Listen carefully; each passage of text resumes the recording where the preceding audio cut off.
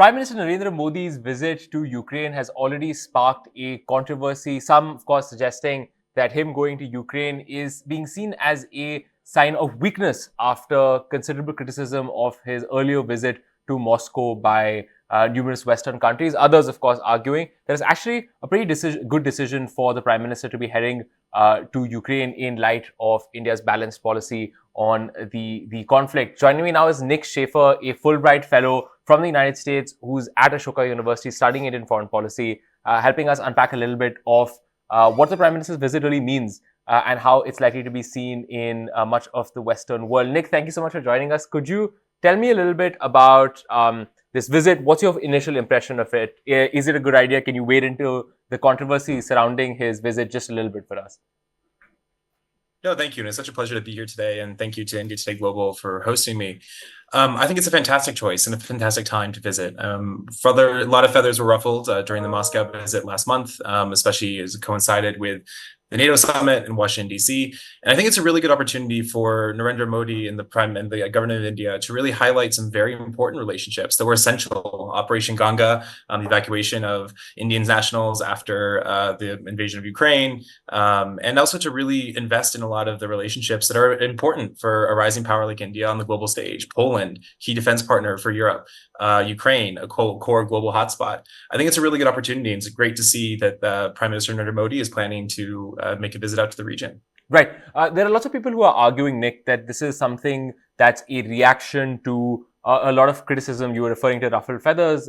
Many people are arguing on the other side of this debate that, in fact, India going to Ukraine will be a sign of weakness. After all, it will look like the Prime Minister is knuckling down to pressure from a number of Western countries after he decided to go to Russia, and he had that bear hug with the Russian president. Of course, it coincided with the NATO summit in Washington. It also coincided with a bombing of a children's hospital in Ukraine. So, of course, it created some controversy in the Western world. But, the Prime Minister's defenders on that particular count argue that, look, essentially, these were unrelated events. They happened on the same day. The Prime Minister is not to blame for it. So it's a little silly for India to change its policy and to go to Ukraine as some sort of appeasement to Western countries. How do you see this? You've spent some time in Washington. How was it seen, that visit to Russia with President Putin?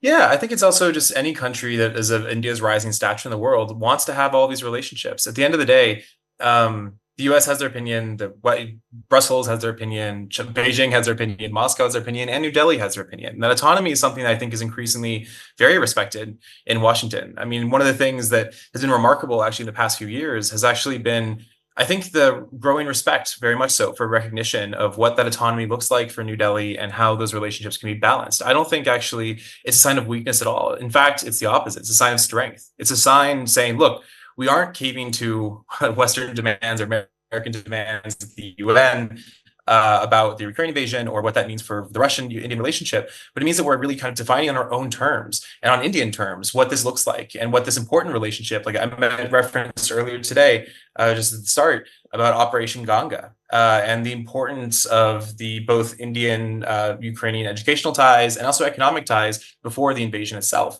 And I think that at the end of the day, as sovereign countries that have respect for their own autonomy, that I think it's really important and a sign of strength and endorsement also for a more deft and multipolar diplomacy that Modi and the Indian MEA at this moment is looking to project in the world.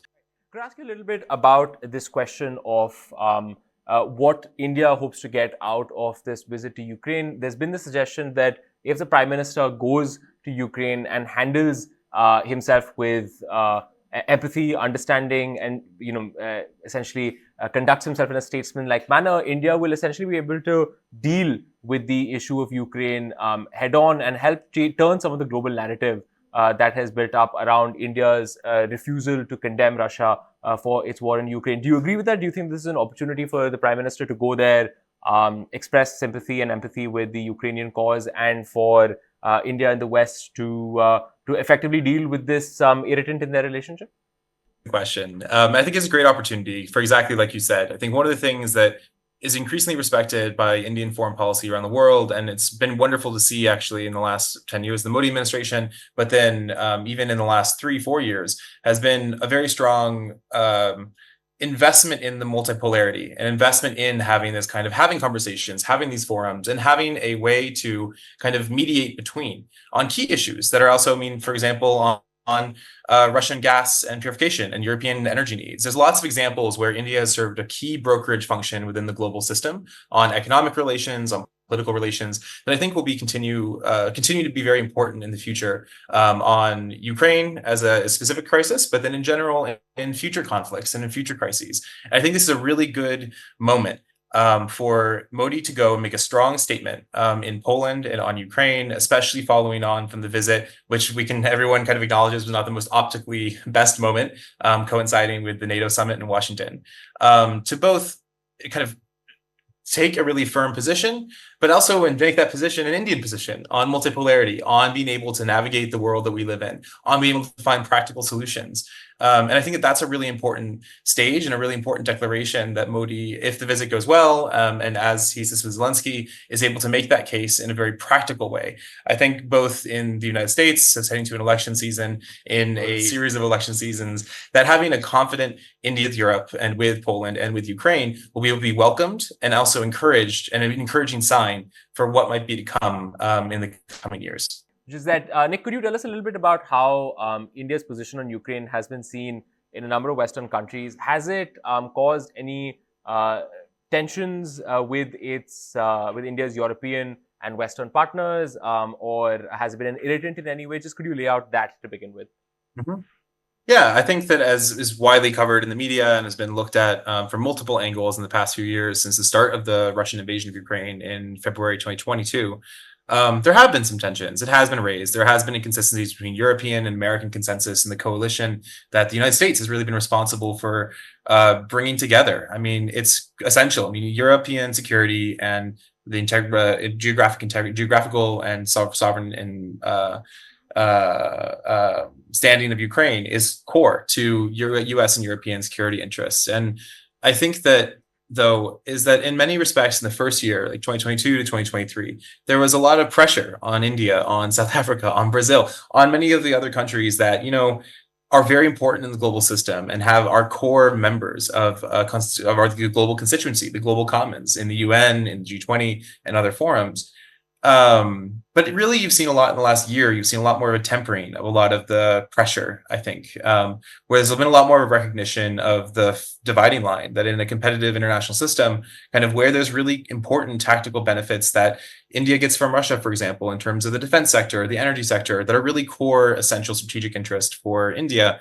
That I think that, though, while it sometimes does make Washington uncomfortable, and I think that that's been widely covered in media and Brussels as well, it's also respected. I think that there's an increasing sense that it's more so about how can you understand that role of mediator, that role of being able to go. President Biden can't go to Moscow to go have a meeting. He can't just sit down with Putin to have a meeting on anything at any time. And I think that having that kind of relationship and having that really improving relationship with the United States on one side and a stable relationship with Russia on the other is increasingly seen as, while a challenge on occasion, is also increasingly respected, very much so, and actually seen as a key feature of what Indian diplomacy can offer and the future for potential kind of global conflicts as we're moving forward. Right. There's been some conversation about whether there's any value to the Prime Minister going as in sort of trying to mediate an end to the conflict. This has been an important topic of conversation. Do you think there's any room for a mediation? Of course, people who support the Prime Minister going are saying that, look, it's a good opportunity if India is serious about sitting at the table and helping bring an end to this conflict, that the Prime Minister should go get a read of the room in Ukraine. Others, of course, argue that Ukraine has undertaken an incursion into Kursk into Russia. It doesn't make sense for the Prime Minister to go and try to mediate something, because it's obvious that the two sides aren't interested in sitting down at the table at this point in time. So the Prime Minister should not go. Can you talk a little bit about this idea of, since you spent some time in India, of India as trying to negotiate or bring an end to the conflict? Does that play an important role in the Prime Minister's decision to go? I think that one of the biggest challenges that great powers and countries with great power aspirations have is that you have to be able to maintain relationships with all sides of a conflict.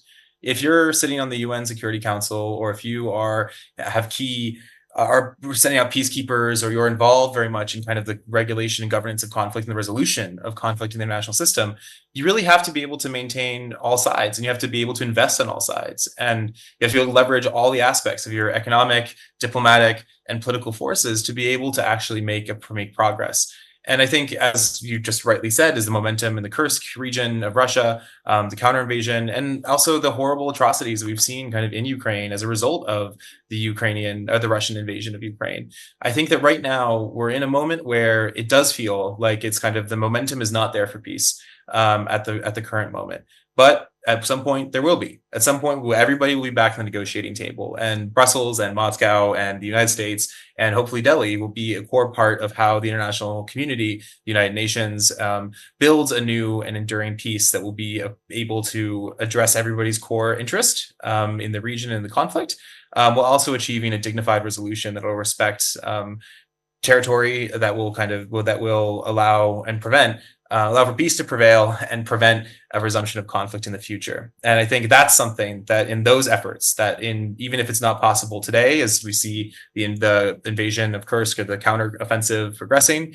that in the near future, hopefully, there will be a role to be played by world leaders, and also by Narendra Modi in his unique position as a key interlocutor that can talk between both of these emerging partners and leverage India's rising importance in the international system to help achieve that diplomatically. Right. Could I also ask you one final question? Do you think that the Prime Minister going there and having a successful visit, dealing with the Ukrainians with empathy and respect, do you think that's likely to blunt some of the criticism that we have seen, or some of the disquiet you might have seen in the strategic communities in some Western capitals about India's relationship with Russia? We've had the State Department talk very openly about the fact that it's had concerns about India's relationship with Russia. Do you think that the Prime Minister going there, being seen to undertake a visit to Ukraine, do you think that's likely to blunt some of that criticism and give India a little more breathing room?